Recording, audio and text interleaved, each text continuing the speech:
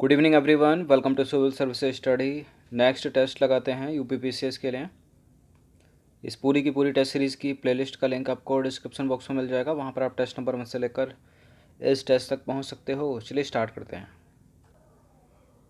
तो question number 1 है, एक सुपर थर्मल पावर स्टेशन है, उसका नाम है रामागुंडम। कहाँ अवस्थित है ये? Andhra Pradesh, Telangana, Jharkhand, Madhya Pradesh. Ramagundam super thermal power station ये है तेलंगाना में, ऑप्शन नंबर बी। तो Ramagundam super thermal power station जो है वो तेलंगाना में अवस्थित है, याद रखिएगा। क्वेश्चन नंबर 2 पर आ जाइए। नेवेली ताप विद्युत संयंत्र किस प्रकार के कोयले पर आधारित है? नेवेली ताप विद्युत संयंत्र गोंडवाना कोयला, तृतीयक कोयला, चतुर्थक कोयला या कैम्ब्रियन कोयला? कैम्ब्रियन कोयला नहीं है, गोंडवाना नहीं है, बताइए। तृतीयक कोयला, चतुर्थक कोयला? तृतीयक कोयला। तो तमिलनाडु में स्थित है नेवेली ताप विद्युत संयंत्र। लिंगनाइट कोयले पर आधारित दक्षिण पूर्व एशिया का जो है पहला संयंत्र है ये, इसलिए इम्पोर्टेंट हो जाता है। और ये लिग्नाइट जो है वो टर्शरी कोयले के अंतर्गत आता है, ठीक है। सबसे अच्छा कोयला एंथ्रेसाइट, एंथ्रेसाइट, उसके बाद बिटुमिनस, इस तरह से चलता है।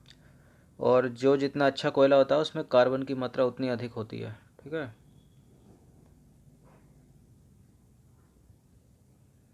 क्वेश्चन नंबर 3 पर आ जाइए। बोकारो का तापीय बिजली घर निम्नलिखित में से कहाँ स्थित है? बोकारो का तापीय बिजली घर स्थित है झारखंड में। तो बोकारो तापीय बिजली घर जो है कोनार बांध के नीचे बोकारो झारखंड में स्थित है। भारत में ऊर्जा का सर्वाधिक स्रोत है कौन सा? बताइए। नाभिकीय ऊर्जा, पेट्रोल ऊर्जा, कोल ऊर्जा या फिर जल विद्युत? सर्वाधिक ये है कोयला। तो भारत में कोयला आधारित तापीय विद्युत का हिस्सा जो है सर्वाधिक है, लगभग 54.6%। तुरामडीह में किस खनिज का खनन होता है? तुरामडीह में बताइए। काइनाइट, एस्बेस्टस, अभ्रक या यूरेनियम?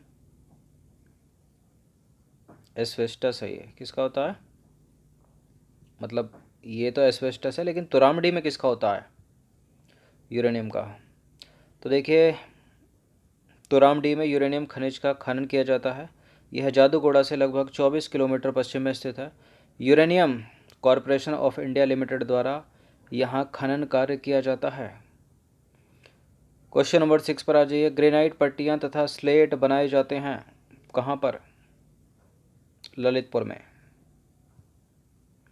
तो उत्तर प्रदेश के 3 जिलों में ग्रेनाइट पट्टियाँ तथा स्लेट बनाए जाते हैं, ललितपुर, महोबा और बांदा, ठीक है। ग्रेनाइट स्लेट का निर्माण जो है ललितपुर में प्रचुरता से किया जाता है। क्वेश्चन नंबर 7 पर आ जाइए। निम्नलिखित में से कौन सा खनिज केरल में बहुतायत में मिलता है? केरल की मोनोजाइट रेत में, ठीक है, थोरियम के भंडार हैं। क्या होगा इसका आंसर? डी। तो देखिए, केरल के कई भागों में जो है मूल्यवान खनिज पाए जाते हैं।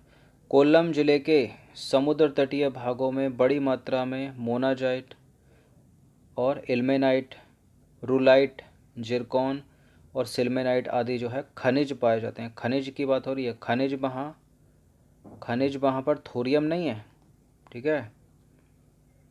खनिज वहाँ पर मोनाजाइट है। इस मोनाजाइट रेत में है थोरियम।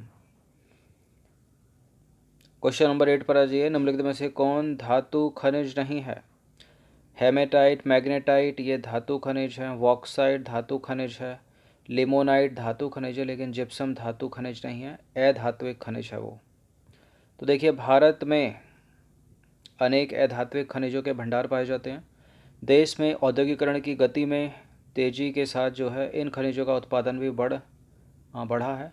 फास्फोरस हो गया, काओलिन हो गया, जिप्सम हो गया और मैग्नेसाइट है, ये महत्वपूर्ण अधात्विक खनिज हैं। और हेमेटाइट, मैग्नेटाइट वो धात्विक हो गए। क्वार्टाइट, बताइए। क्वार्टजाइट कायंत्रित होता है। क्वार्टजाइट कायंत्रित होता है किससे? चूना पत्थर से, बलुआ पत्थर से, सेल से या फिर ऑब्सीडियन से? ये होता बलुआ पत्थर से, ऑप्शन नंबर सी। तो देखिए, मौलिक चट्टान बलुआ पत्थर से रूपांतरित चट्टान क्वार्टजाइट का निर्माण होता है। भारत में प्रचुर मात्रा में उपलब्ध महत्वपूर्ण नाभिकीय ईंधन कौन सा है? केरल की मोनोजाइट रेत में बहुत है क्या? थोरियम। तो थोरियम एक नाभिकीय ईंधन हो गया और मोनोजाइट हो गया एक खनिज। तो भारत में थोरियम जो है केरल की मोनोजाइट तटीय बालू, तमिलनाडु, आंध्र प्रदेश एवं उड़ीसा में पाया जाता है। सर्वाधिक कहाँ पर है? केरल की मोनोजाइट तटीय बालू में। क्वेश्चन नंबर 11 पर आ जाइए। भूतापीय ऊर्जा पर आधारित मणिकरण बिजली संयंत्र किस राज्य में स्थित है? देखिए, यह है हिमाचल प्रदेश में। मणिकरण लेक भी वहीं है। तो भूतापीय ऊर्जा पर आधारित मणिकरण बिजली संयंत्र हिमाचल प्रदेश राज्य के कुल्लू डिस्ट्रिक्ट में स्थित है। भारत में ज्वारीय ऊर्जा की सर्वाधिक संभावनाएं निम्नलिखित में से कहाँ पर हैं? ज्वारीय ऊर्जा की सर्वाधिक संभावनाएं भारत में बताइए कहाँ पर हैं? ये वाला जो पार्ट है गुजरात वाला, ठीक है, तो भावनगर हो जाएगा इसका आंसर डी। तो देखिए, भारत में ज्वारीय ऊर्जा के जो है दो प्रमुख संभावित क्षेत्र हैं, कच्छ की खाड़ी और खंबात की खाड़ी, अर्थात गुजरात तटीय क्षेत्र, ठीक है, और हो गया गुजरात का वो भावनगर, जहाँ ज्वारीय ऊर्जा की सर्वाधिक संभावनाएं हैं। निम्नलिखित में से ऊर्जा का कौन व्यावसायिक स्रोत नहीं है, मतलब कॉमर्शियल स्रोत नहीं है? पेट्रोलियम व्यावसायिक है, परमाणु ऊर्जा व्यावसायिक है, प्राकृतिक ऊर्जा व्यावसायिक है, लेकिन बायोगैस जो है वो व्यावसायिक नहीं है। तो सौर ऊर्जा हो गई, पवन ऊर्जा हो गई, बायोगैस हो गया, ठीक है। अवशिष्ट से प्राप्त ऊर्जा के जो हैं ये गैर व्यावसायिक और गैर परंपरागत स्रोत हैं, ठीक है।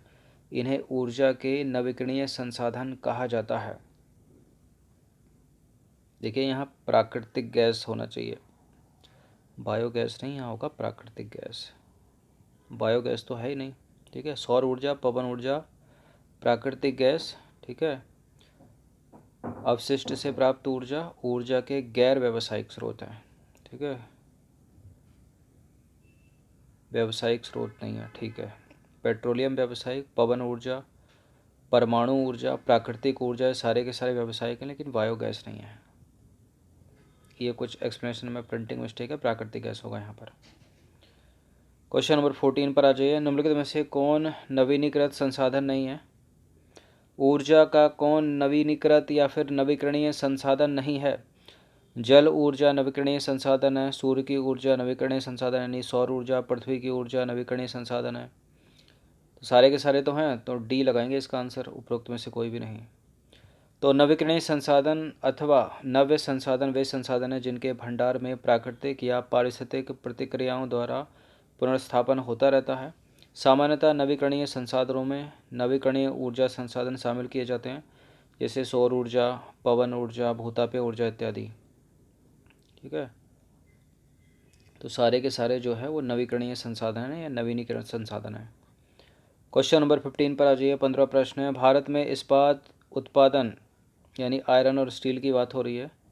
निम्नलिखित में से किसके आयात की आवश्यकता होती है उसके लिए? शोरा, रॉक, फॉस्फेट, कोकिंग कोयला, उपरोक्त सभी। आयरन एवं स्टील उद्योग चलाना है हमको, क्या आयात करना पड़ेगा? कोककारी कोयले की आवश्यकता होगी, ठीक है, कोकिंग कोल। अब भारत में तो है नहीं, तो कहाँ से आयात किया जाता है ये? ऑस्ट्रेलिया से। तो देखिए, देश में कोककारी कोयला की कमी होने के कारण जो है मुख्यतः ऑस्ट्रेलिया से इसे जो है आयात किया जाता है। तो ज्योग्राफी के कुछ 15 प्रश्न थे ये, इनकी प्रैक्टिस एक बार कर लीजिएगा। धन्यवाद।